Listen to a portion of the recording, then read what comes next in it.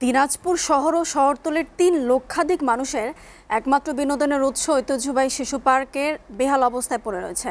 চরম অবহেলা আর অবজ্ঞার ফলে দীর্ঘদিন সংস্কার না করায় বর্তমানে ভগ্নপ্রায় দশায় পরিণত হয়েছে। পৌরসভাটি প্রায় ১২ একর জমি এখন স্থান পেয়েছে খাস খতিয়ানে। এটি কর্তৃপক্ষের চরম অবহেলার শামিল বলছে সংশ্লিষ্টরা।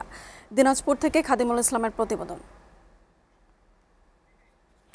দৃশ্যের ছবিগুলো দেখলে মনে হবে কোনো জঙ্গলে প্রবেশ করছেন, কিন্তু আদতে এটি কোনো জঙ্গল নয়। দিনাজপুরের ঐতিহ্যবাহী একমাত্র বিনোদন কেন্দ্র শিশু পার্ক কর্তৃপক্ষের চরম অবহেলায় ভেঙে গেছে স্লিপার, খেলার সরঞ্জামাদি। লাগবে একটা উন্নত মানের টয়লেট, বা যেটাকে আমরা ওয়াশরুম বলি। এখানে অনেক দূর থেকে যদি মানুষ দিনাজপুর দেখতে আসে, এখানে দেখতে যে পার্কের ভিতরে অনেক ময়লা আবর্জনা, এটা অযত্নের কারণে আরও অনেক বিভিন্ন কিছুর কারণে এটা অযত্নশীল পড়ে গেছে।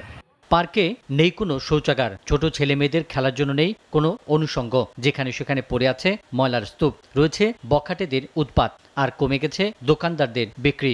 কোনো সৌন্দর্য নাই সেগুলি মানুষজন আসে না আমাদের বেচা বিক্রিও, মানে আমাদের সংকাজ চলে না। এদিকে স্থানীয় ভূমি অফিসে খোঁজ নিয়ে জানা গেছে মূলত দুটি মৌজায় এই পার্কটি অবস্থিত। প্রাণনাথপুর মৌজায় ৯.৫ একর এবং খামার ঝাড়বাড়ি মৌজায় ২.২৫ একর। সিএস খতিয়ান ২০২৩ সালের আরএস জরিপ মতে এই পার্কের প্রায় ১২ একর জমি বর্তমানে খাস খতিয়ানের অন্তর্ভুক্ত। দেখভাল করছে পৌরসভা ও জেলা পরিষদ উভয়ই। অফ সার্ভিস, আপনার কোনো পয়সাবিহীন কোনো রাইডস যদি বসায় এবং বাচ্চাদের খেলাধুলার কিছু আইটেম যদি করে যাওয়া যায়, তাহলে মোটামুটি আমাদের এই পার্কের লোক পার্কের উন্নয়নের কাজ আমাদের চলমান আছে।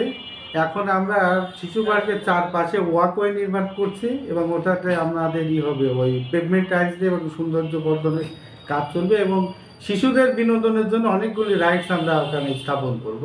জেলার একমাত্র শিশু পার্কটি বিনোদন উপযোগী করতে কর্তৃপক্ষ দ্রুত কার্যকরী উদ্যোগ নেবে, এমন প্রত্যাশা দিনাজপুরবাসীর। SATV news desk.